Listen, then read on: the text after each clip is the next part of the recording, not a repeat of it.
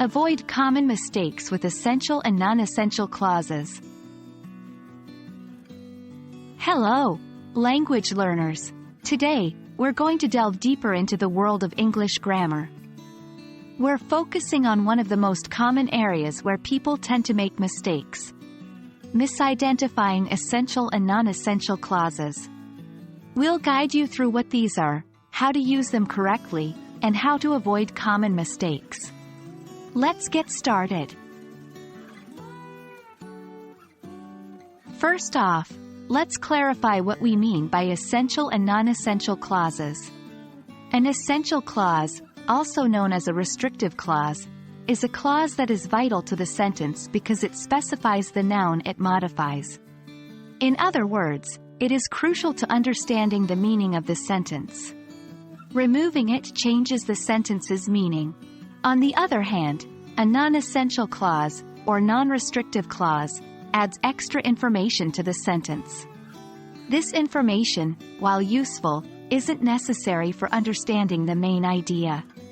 You can remove this clause, and the sentence's primary meaning remains intact.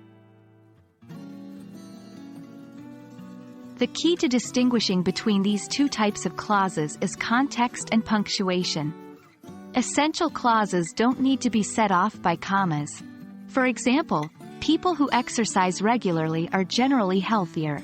The clause, "who exercise regularly," is essential to understanding the type of people the sentence is talking about. Non-essential clauses, however, are usually set off by commas, parentheses, or dashes.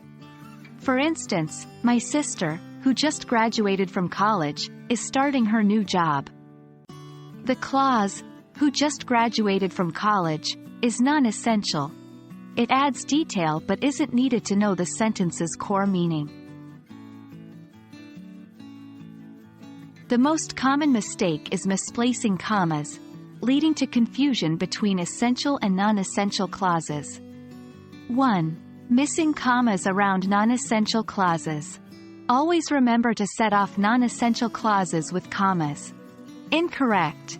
My brother who lives in Canada is visiting us. Correct. My brother, who lives in Canada, is visiting us. 2. Inserting unnecessary commas around essential clauses. Avoid using commas if the clause is necessary for the sentence's meaning. Incorrect. People who smoke should quit. Correct. People who smoke should quit. Understanding the difference is key to avoiding these common mistakes. Always ask yourself, is this information crucial to the meaning of the sentence? And that's it. We've uncovered the mystery of essential and non-essential clauses and learned how to avoid some common mistakes. Keep practicing, and soon it will become second nature. Remember, the more you practice, the more you learn. Happy language learning!